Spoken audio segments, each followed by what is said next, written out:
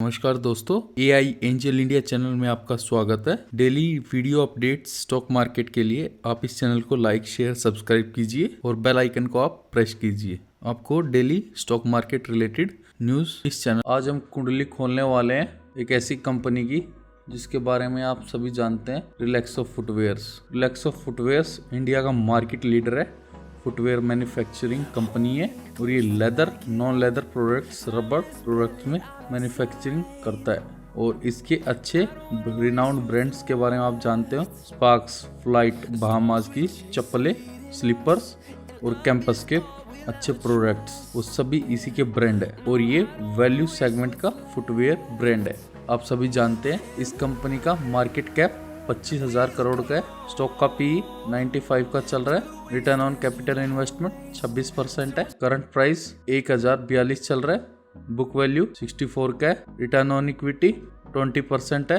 High and low 1448 का high था, 841 इसका लो था एक साल में। हाई डिविडेंड यील्ड 0.24% है। फेस वैल्यू 1 का है। तो ये ऑलरेडी स्प्लिट और बोनस प्रोवाइड कर चुका है। ठीक है, अभी हम इसका चेक करेंगे PE का चार्ट और प्राइस सेगमेंट का चार्ट। तो बहुत ही अच्छी कंपनी है, मार्केट लीडर है। ये आपके सामने प्राइस का चार्ट है इसका एक साल का। ठीक है, आप चेक करोगे 1428 तक हाई गया था, फिर उसके बाद आपको अभी अच्छे डिस्काउंट के ऊपर मिल सकता है। आने वाले टाइम में 1000 पे इसका सपोर्ट प्राइस है। अभी हम इसका चेक करते हैं और इसका वॉल्यूम्स भी आप चेक करोगे, बहुत ही अच्छे लार्ज अमाउंट में इसके वॉल्यूम्स ट्रेड होते हैं। जब इसका आपको ब्रेकआउट देखने को मिलता है, आप चेक करोगे इसके वॉल्यूम्स। अभी हम इसका चेक करते हैं PE रेशियो का चार्ट।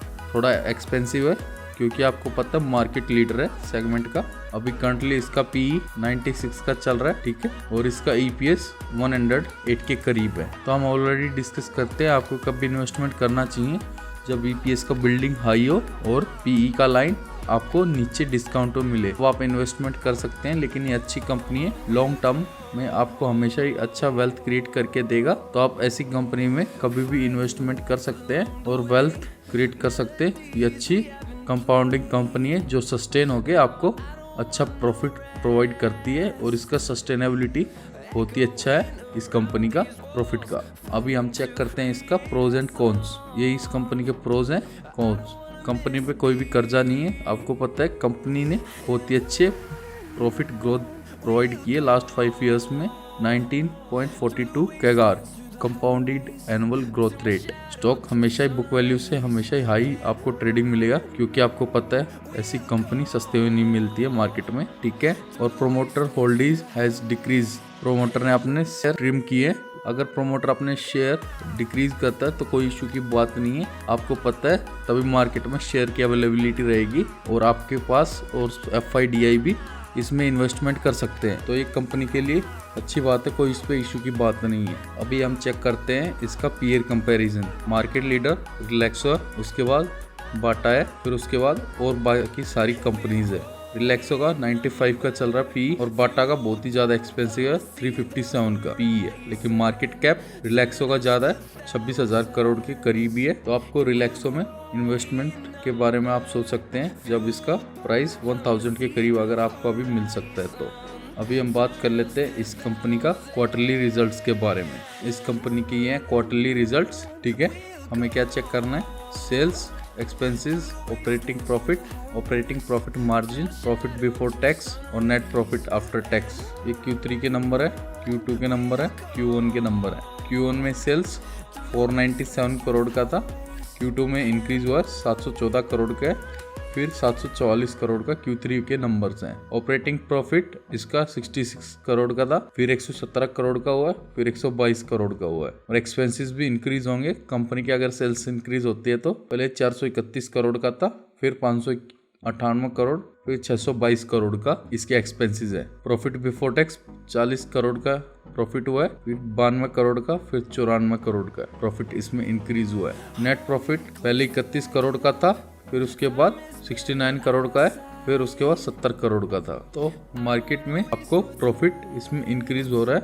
इसमें आप इन्वेस्टमेंट करने के बारे में सोच सकते हैं। अभी हम बात करेंगे profit and loss yearly basis पे। Expenses, OPM percentage, profit before tax और नेट प्रॉफिट 2021 का सेल्स 2360 करोड़ था 2020 का, 2410 करोड़ 2019 का, 2300 करोड़ था। हर साल सेल्स इंक्रीज हो रही है, ठीक है।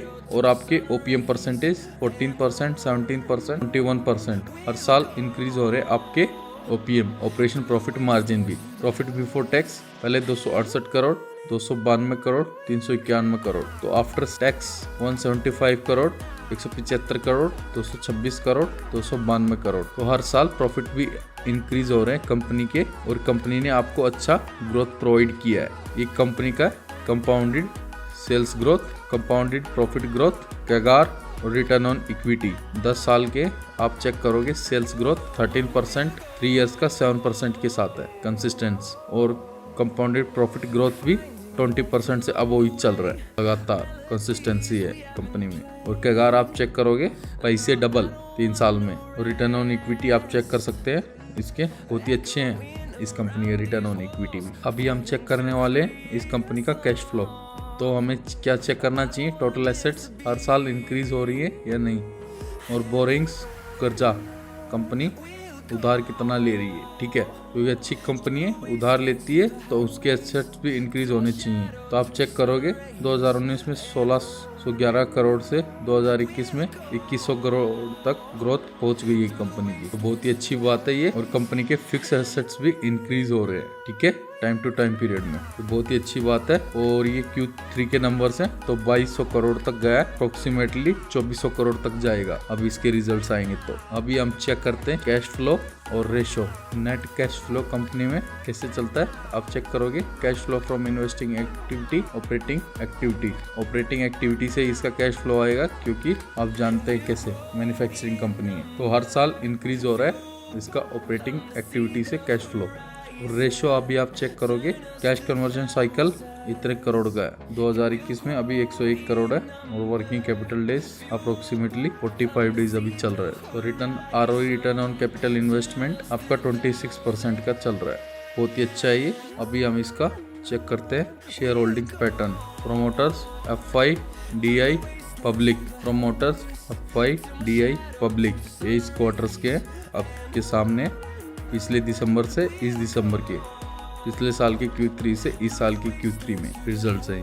तो आप चेक करोगे प्रोमोटर्स के शेयर 70.92 था, अभी 70.78 हुआ, थोड़ा ट्रिम हुआ है। लेकिन आप FI का चेक करो 3.88 है, 3.81 ट्रिम हुआ है, FI ने ट्रिम किया है। और DI ने इसमें 7 से 7.08 तक गया है, तो DI ने इसमें इन्वेस्टमेंट किया है, और पब्लिक का स्टेक भी इसमें इन्वेस्टमेंट के थ्रू इंक्रीज हुआ है 18.20, 18.37 से 18.37। बहुत ही अच्छी बात है, इस कंपनी में पब्लिक भी इन्वेस्टमेंट करती है, और अच्छे DI और FI भी इसमें इन्वेस्टमेंट करते हैं लॉन्ग टर्म के लिए। अभी हम चेक करेंगे इसका लॉन्ग टर्म का चार्ट। 3 साल पहले एक शेयर आपको 180 रुपये में मिल रहा था, और 3 साल के बाद वही शेयर आपको अभी 1400 के करीब, 1428 पे अभी इसका हाई गया था, ठीक है। तो आप समझ सकते हैं 7x इसमें आपको वेल्थ क्रिएट करके दे दिया 3 साल के अंदर। तो ये बहुत ही अच्छी कंपनी है, आप इसमें इन्वेस्टमेंट करने के बारे में सोच सकते हैं, अगर आपके पास फुटवियर सेक्टर में कोई भी कंपनी नहीं है जिसमें आपने इन्वेस्टमेंट कर रखा हो। और अभी इसका RSI भी फीयर जोन में चल रहा है, तो आप टारगेट मान सकते हैं इसका 1000 के करीब। अगर ये करंटली आपको मिलता है तो आपको रिलैक्स हो फुटवियर्स में। Please like, share and subscribe this channel.